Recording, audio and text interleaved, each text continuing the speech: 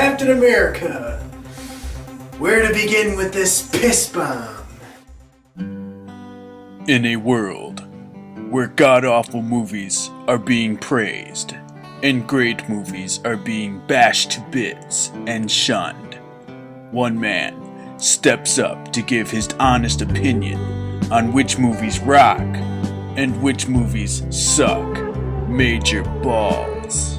In his spare time, this living legend writes and animates comic book stories, directs short films, both original stories and unoriginal, and critiques movies, both good and bad. Ladies and gentlemen, welcome to Movies We Love, Movies We Hate, hosted by Andrew Forsleff. Okay, so remember how Thor's trailer made the movie seem like it was going to be really corny and boring, when in fact it turned out to be one of the best movies of the summer season? Yeah, well, I'd have to say that with Captain America, it was the other way around. When I first saw the Captain America trailer, I nearly shat myself from excitement. I can't tell you how many times I replayed that trailer. Captain America looked as if it was going to be the most exciting, action-packed superhero film ever. Okay, so I've gotten so tired of people comparing every new superhero film to 2008's Iron Man. So many times I've heard people say, it was a really fun and exciting movie, but it was no Iron Man. How exactly did Iron Man become the model superhero film? I'd say that 2002's Spider-Man deserves that honor more than Iron Man. It is an unquestionable fact that Spider-Man made the current superhero genre what it is today. So why is it overshadowed by Iron Man? Perhaps it has something to do with Robert Downey Jr.'s top-notch performance. I don't know. But anyways, upon watching the Captain America trailer, I honestly thought to myself, this could be the new best superhero film. Yep, I really thought that. I wanted something that would bump Iron Man off its pedestal, and the trailer had the potential to do just that. Seriously, go back and watch the trailer for Cap. It made the movie look as if it was going to be as good as one of the 3 earlier Indiana Jones films. It flashed a few scenes of Steve Rogers beating the shit out of Nazis. Hey, Indy did that. There was a flash of a motorcycle chase. Hey, Indy did that too. And there was a fearsome main villain. Indiana Jones has dealt with a number of those. This has just got to be an instant classic. So did the final product turn out to be as special as one of the 3 original Indiana Jones films? Fuck no! Instead, we were given another Kingdom of the Crystal Skull! Like I said before, where do I begin with this mess? Let's talk about Chris Evans. The man's got no charisma. He's about as dull as they get. What made to you so special? Nothing. You said it, Chris. So Evans plays Steve Rogers. At the beginning of the movie, he's disgustingly scrawny, but for some reason still wants to serve in the army. He keeps getting turned down until the lovely Bones rapist, Stanley Tucci, finally notices his constant attempts. Tucci's character happens to be a brilliant German scientist who's working on a super soldier serum, and feels that skinny Steve Rogers is the perfect candidate to test on. The scenes that follow introduce us to Peggy Carter, and then Tommy Lee Jones' character, Colonel Chester Phillips, and I'd have to say, he's the best part about this movie. Unfortunately, his talent can't save this hunk of trash. Tommy's character, who's determined that Rogers is the wrong man to test the serum on, tries to prove his point by doing this. You win wars with guts. Grenade! Everybody down! Is this a test? Please! Does Steve Rogers really hate his life that much? Anyways, this is the first of many corny scenes to come. Okay, so eventually the movie reaches the injection scene. The serum of course works, and Steve Rogers is now a ripped giant. Shortly after the transformation, a German spy kills Stanley Tucci and runs away with the only remaining vial containing the super soldier serum. Rogers chases after the spy. In a short chase sequence, Rogers is running after the spy, who's now driving in a car. Instead of this scene being really cool, it's actually quite goofy. They filmed Evans running and then sped up the footage in the editing process. The result is something like this.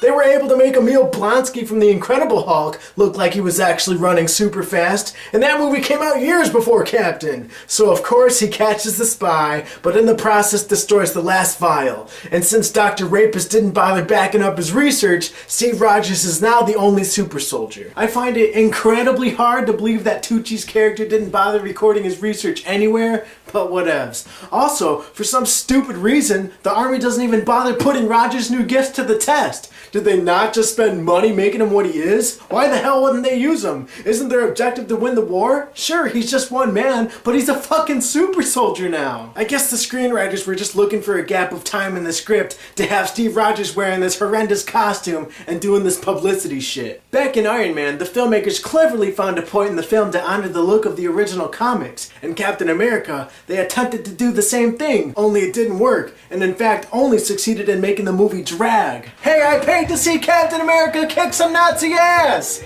Can we please just get to the action? Jumping way ahead, Steve Rogers somehow finds a way to prove to Tommy Lee Jones that he can play a helping hand in the winning of this war. I guess Rogers really grew attached to that cute outfit from his celebrity days, because instead of accepting a traditional captain's uniform, he goes with a modified version of his tights. And to complete his cute outfit, the captain searches for a shield. This brings us to one of my most favorite scenes. What do you think? I think it works. She's fucking lucky that shield worked. Had it not have been bulletproof, that'd have been the end of Captain America right there. And she would have gone to prison for murder. Prison! Did she have, like, nothing to lose? Also, what if it ricocheted off the shield and killed her? She really didn't think that through. The trailer for Captain showed clips of a bunch of different action scenes, but in the actual movie, about half of those clips are just tiny bits of montage action sequences. For those that don't know, a movie montage is the process or technique of selecting, editing, and piecing together separate sections of film to form a continuous whole. For example, the scene of Peter Parker coming up with his spider suit is considered a montage. Now, I'm all for a good montage, but this movie's action was already quite limited, and I just wanted to see the Captain kicking ass in well-choreographed fights. Instead, the filmmakers resorted to a few montage scenes, thinking they were being clever by showing a bunch of different action scenes all at once. Boring! Remember that badass scene in the trailer when the Captain's busting through that door, getting his gun off? Yup, part of a montage. It was like, come on, entertain me. So instead of the bad guys just being regular Nazis, they're all wearing gas masks and running around with laser guns. Why they gotta rewrite history like that? Yes, I understand that their leader, Red Skull, played by Agent Smith, obtained this power from something not of this world, but is all this shit really necessary? What's wrong with having El Capitan just fighting regular Nazis? Too boring? A movie's not entertaining unless there's laser guns and other shit that didn't exist back in the 30s?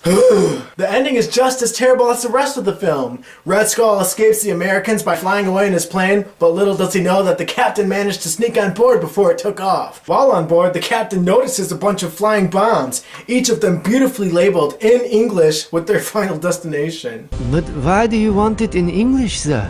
We are German. Do not question my genius! In a ridiculous scene, the captain, who's now hanging onto one of those flying bombs, manages to eject the German pilot and returns the aircraft back into the main plane. For a guy who's never trained with such an aircraft, El Capitan sure figured out how to fly it fast. He also managed to safely crash it back into the main plane. At this point, I just gave up on the movie entirely. But instead of walking out, I figured I'd stay to see how they were going to tie this shit into the Avengers. The explanation was, of course, dumb. So after a 1-minute fight with the Red Skull, ending with the villain exploding or something, somebody please explain that part to me, Rogers decides that crashing this plane full of bombs is the best solution. Did he, like, not know how to land it safely? I mean, he figured out how to fly that flying bomb in 2 seconds. You'd think he could figure this one out too. I gotta put her in the water. Please, don't do this. We have time. We can work it out. Just turn the plane around. I wish I could, but there's just no time. It's just not in the cards, you know? What do you mean? Do you not have control of the plane? No, I've got control. Are the bombs set to explode on a timer? Can you not disarm them? I actually got rid of most of them already. They're not even bombs, really. More like these tiny little airplanes with ejector seats and everything. I even flew one. You what? Nothing. So yeah, because he's so determined to kill himself, he crashes the plane and I guess freezes. 70-some years later, he wakes up, still alive because of the serum, and meets Sam Jackson, aka Nick Fury, and that's how they tied it to the Avengers. Captain America, you've earned yourself the lovely rating of toxic waste. I say see it only if you're planning to see the Avengers. I'm Andrew Forsleff and I thank you for watching. You can catch all my other reviews here on YouTube. Don't forget to subscribe to Pretzi too.